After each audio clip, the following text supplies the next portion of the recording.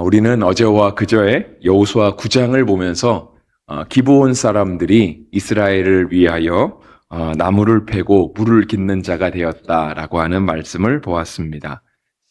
기브온 민족들이 이스라엘 백성들이 가나안 땅에 들어오게 되고 그것으로 인하여서 많은 사람들이 두려움에 떨게 되자 기브온 사람들이 먼저 꾀를 낸 것이죠.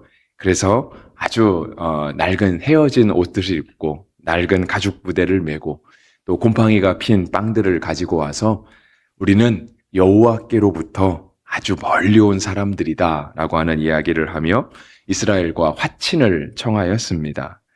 그리고 이제 그것이 이제 9장에 기록이 되어 있죠. 그래서 9장 어저께 본 마지막 27절에 보시면 그들은 여호와의 제단을 위하여 나무를 패며 물을 깃는 자들이 되었다라고 되어 있습니다. 그런데 이제 오늘 본문 2절에도 이러한 기브온 사람들이 어떤 사람들인가를 아주 간략하게 설명하고 있습니다. 오늘 본문 2절 중간부터 보시면 이는 기브온은 왕도 같은 큰 성임이요 아이보다 크고 그 사람들은 다 강함이라 했습니다. 그리고 이제 오늘 본문은요, 그렇게 기브온 민족들이 이스라엘 백성들 가운데 들어오게 되고, 이제 기브온 민족은 이방 민족이지만 마치 이스라엘 공동체 안에 함께 존재하게 되는 그러한 사람들이 된 것이죠. 그리고 이제는 다시 전쟁에 대한 이야기로 10장은 들어갑니다. 그러니까 이제 가나안 땅의 남쪽 지방을 정복하게 되는 이야기인데요. 그러니까 여호수아가 여리고도 점령하고 아이성도 점령하고 기브온 사람들도 먼저 찾아가서 이스라엘 백성들에게 화친을 청했다라고 하는 이야기를 듣게 되자 이 남부 가나안에 속했던 5 왕들 중에 특별히 예루살렘 왕 아도니세덱이라고 하는 사람이 이러한 이야기를 듣고, 그러니까 1절 끝에 그렇게 적혀 있죠. 예루살렘 왕 아도니세덱이 듣고, 그러니까 그간의 모든 이야기들을 이 아도니세덱이라고 하는 왕이 들었던 것입니다. 그리고 2절의 앞에 보시면 크게 두려워하였으니 라고 되어 있습니다. 그러면서 그 이유가 무엇이냐면 기브온 민족은 그래도 이쪽 동네에서는 마치 왕도와 같은 큰 성임이고 아이 사람보다 그들이 훨씬 강한데 그렇게 강한 사람들조차 먼저 찾아가서 화친을 청했다고 하니까 이 이야기를 들은 아도니세덱이 크게 두려워하였다라고 하면서 본문이 시작하는 겁니다. 그래서 이제 이 아도니세덱 예루살렘 왕이 주변에 있는 5 왕들, 그러니까 나머지 4 왕들에게 사람을 보냅니다. 사람을 보낸 이유는 연합군을 결성하자 이것이죠. 그러니까 기브온도 당하지 못했다. 기브온은 우리보다 큰 성인데 기브온도 당하지 못했으니 우리가 1대1로 싸우면 분명 질 것이다. 그러니 5 나라가 연합해서 이스라엘을 대적하자라고 화친을 서로 청하게 된 것입니다. 이렇게 이제 5 왕들이 모여서 이스라엘을 맞서려고 하고 있는 상황이 바로 오늘 본문의 상황이죠. 근데 이러한 상황 가운데 이들은 먼저 이스라엘을 대적하려고 했다기보다는요, 실은 이들이 먼저 싸우려고 했던 것은 기브온 민족이었습니다. 그러니까 이제 이스라엘은 길갈이라고 하는 동네에 있었기 때문에 길갈까지 아마 먼저 공격해가는 것은 위험하잖아요. 아무래도 성 안에서 수비하는 게 유리하죠, 그죠? 그러니까 아마 길갈까지 공격은 못 갔던 것 같고요. 그나마 우리를 먼저 배신했던, 그러니까 이제 먼저 우리 가운데서 이스라엘을 찾아가서 화친을 청한 저 기브온 민족을 먼저 치자라고 5 왕들이 그렇게 결성을 하고요. 기브온 사람들과 싸우러 간 것입니다. 근데 사실상 기브온 사람들과 싸우러 갔다는 얘기는 이제 이스라엘을 대적하겠다라고 하는 뜻이 되는 것이죠. 그래서 이제 기브온 사람들이 먼저 이스라엘로 사람을 보냅니다. 5 왕들을 쳐들어왔다고. 그래서 여호수아가 이제 군대를 거느리고 기브온을 구하러 갑니다. 그러니까 이스라엘은 이스라엘 민족과 함께 5 왕들의 연합체와 지금 전쟁을 하러 가게 된 것입니다. 하나님께서 그러한 중에 여호수아에게 말씀하십니다. 그러니까 여호수아가 지금 5 왕의 연합군과 싸워야 되잖아요. 그것도 이스라엘을 구하기 위해서가 아니라 이스라엘 가운데 거짓으로 화친을 청해왔던, 그래서 이제는 이스라엘 공동체 중에 하나가 되었던 기브온 민족을 구하기 위해서 여호수아가 나아가고 있는 겁니다. 그때 하나님께서 말씀하세요. 하나님께서 하신 말씀은 8절 말씀입니다. 우리 8절 말씀은 다 같이 한번 읽어보면 좋겠습니다. 그때라고 시작되는데요. 함께 보시죠. 그때 여호와께서 여호수아에게 이르시되 그들을 두려워하지 말라. 내가 그들을 내 손에 넘겨주었으니 그들 중에서 한 사람도 너를 당할 자 없으리라 하시니라. 아멘.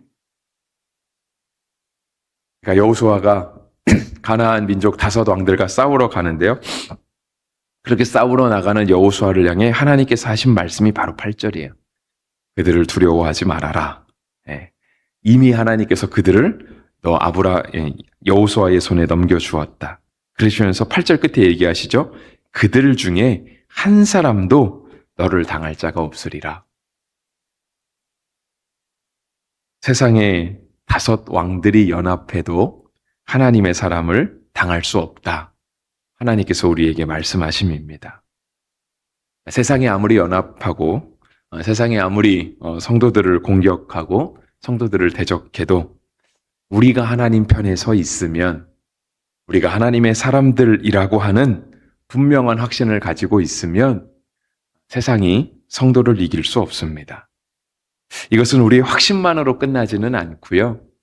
실은 정말 우리가 하나님의 사람인가? 우리가 이스라엘 백성들과 같이 철저하게 하나님의 말씀에 따라 움직이며 하나님의 뜻을 따라 행하는 사람들인가? 이것이 오늘 우리 가운데 확신이 있다라고 한다면, 그렇다라고 한다면 세상이 아무리 연합하여 하나님의 사람을 대적한다 할지라도 하나님께서 친히 보호하여 주실 것입니다. 우리가 지난 주일에도 살펴보았죠. 우리가 지난 주일에는 여호수아 5장을 보았습니다. 여호수아 5장에서 이제 할례를 다시 행하는 장면을 보았는데요. 길갈 수치가 떠나가다라고 하는 제목으로 제가 설교했었습니다. 그러면서 이제 5장에 이 길갈 수치가 떠나간다. 하나님께서 다시 이스라엘 백성들에게 할례를 행하라 하신다. 라고 하는 이 말씀의 배경을 제가 5장 1절의 말씀으로 드렸습니다. 지난주 본문이 5장 1절부터 9절까지였거든요. 5장 1절의 말씀은 이렇습니다. 요단 서쪽 아모리 사람의 모든 왕들과 해변의 가나안 사람의 모든 왕들이 여호와께서 요단물을 이스라엘 자손들 앞에서 말리시고 우리를 건너게 하셨음을 듣고 마음이 녹았고 이스라엘 자손들 때문에 정신을 잃었더라 했습니다. 그러니까 지난 5장의 상황은요, 이스라엘 백성들이 완벽하게 유리한 상황입니다. 왜냐하면 가나안 사람들, 아모리 사람들, 그들이 내륙에 살던 해안에 살던 이스라엘 백성들 때문에 그들이 이미 두려움에 떨고 있다. 그러니까 이스라엘 입장에서 볼 때는 너무 완벽하게 유리한 상황이 바로 5장의 상황이었어요. 그런데 그러한 중에도 하나님께서 말씀하시는 게 뭐냐면 너희가 다시 할례를 행해야 된다. 할례를 행한다는 뜻은 너희가 먼저 하나님의 사람이 되어야 한다.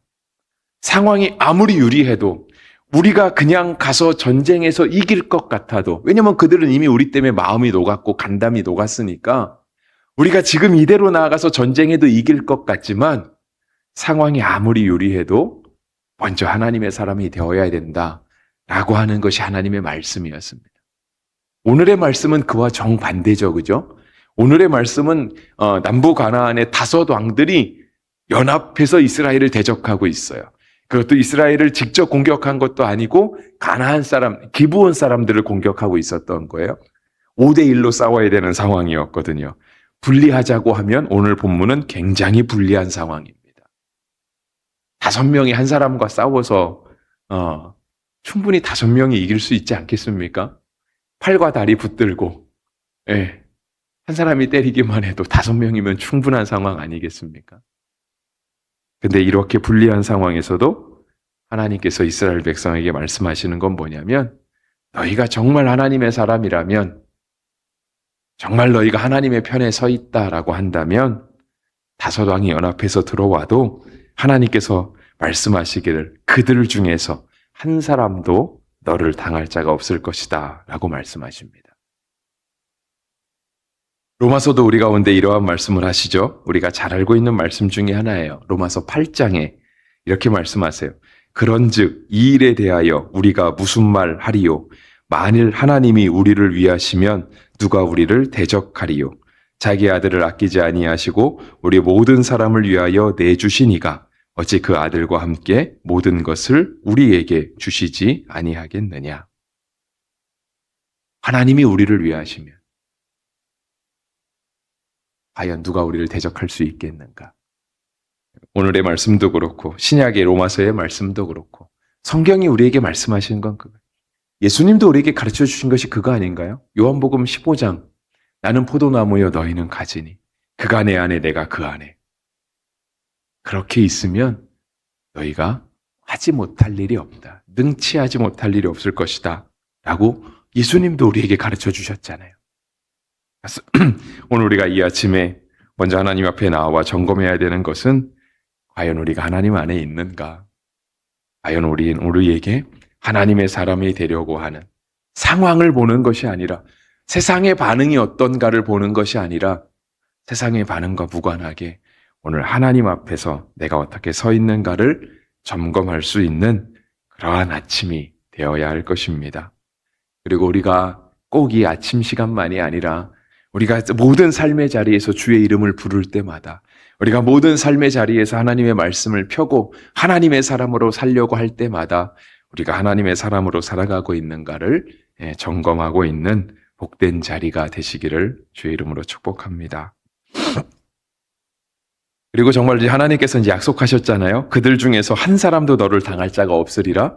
그리고 나서 이제 이스라엘이 이 가나안 땅에 있는 5명의 왕들과 전쟁을 하게 되었습니다.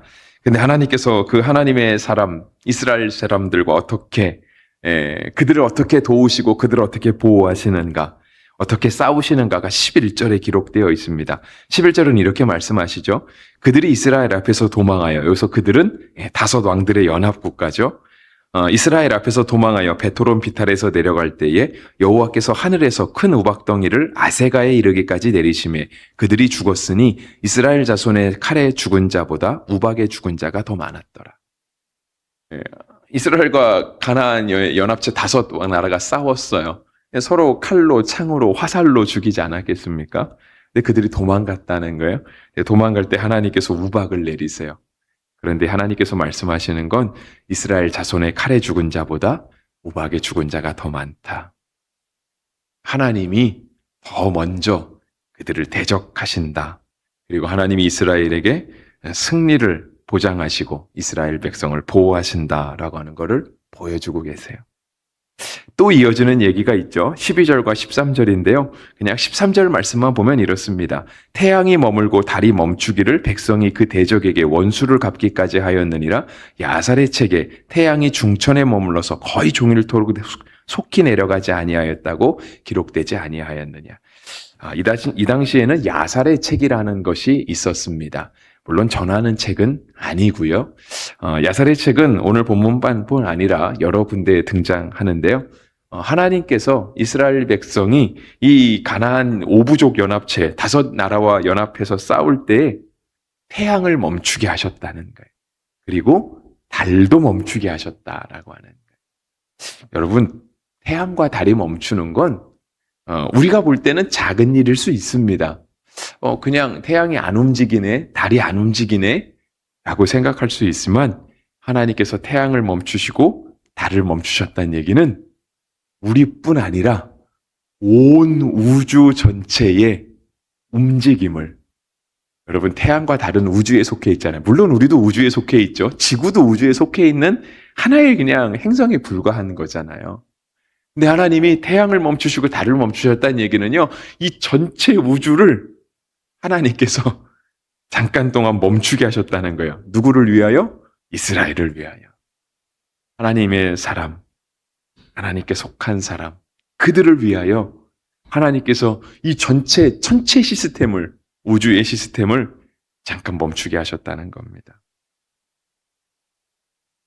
굉장한 기적이죠. 그죠? 굉장한 기적입니다. 다니엘 기도회 마친 지 며칠 됐죠. 그죠?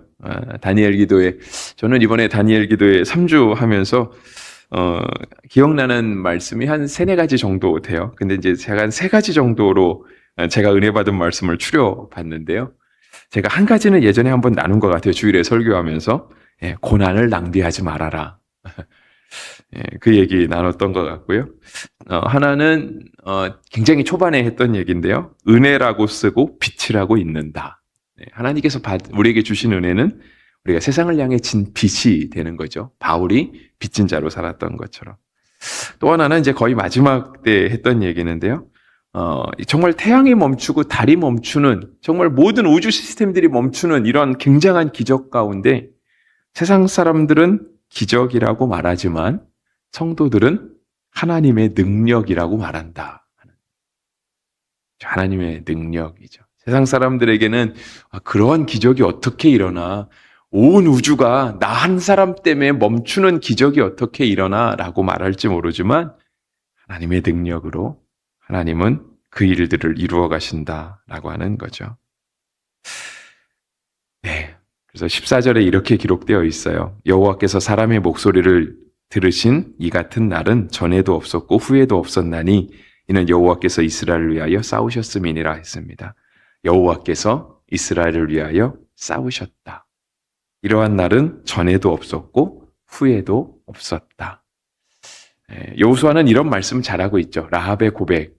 여호와는 위로는 하늘에서도 아래는 땅에서도 하나님이시다. 이러한 고백들을 자주 하고 있는데요. 정말 이런 날은 일생에 한 번 있을까요? 아니면 여러 번 있을까요? 그러니까 오늘 성경의 14절의 기록처럼 여호와께서 사람의 목소리를 들으신 이 같은 날은 전에도 없었고 이후에도 없었다. 라고 하면 이런 날은 딱 한 번 있었을까요? 물론 한 번이었겠죠. 하지만 계속 갱신되지 않겠습니까? 하나님께서 더 크신 은혜를 주시면 하나님이 나에게 이렇게 은혜를 베푸신 날은 예전에도 없었고 앞으로도 없을 것 같아요.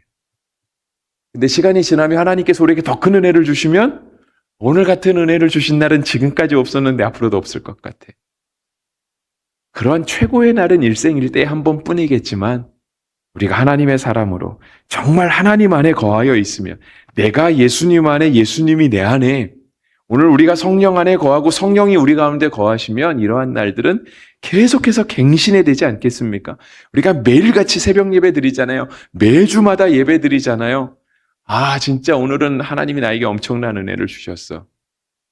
오늘은 그날이 최고의 날이겠지만 다음 우리가 하나님 앞에 나올 때, 다음 우리가 하나님을 예배할 때 그러한 은혜가 매일매일 같이 갱신되어야 하지 않겠습니까? 오늘 14절 이후에 하나님께서 이스라엘 백성에게 주신 은혜가 없었다라고 한다면 여호수아 10장 14절 이후로 더 이상 성경을 기록할 필요가 없지 않았겠습니까? 하나님이 최고의 은혜를 주셨는데 뭐 더 이상 은혜를 기록할 필요가 있나요? 하지만 성경은 계속해서 쓰여지고 있습니다. 우리가 늘 하나님 안에 거함으로 말미암아 우리가 상황이 유리한지 불리한지 세상이 어떻게 반응하는지 그거 신경 쓰지 않고 우리가 하나님 앞에 거하게 되기를 주의 이름으로 축복합니다.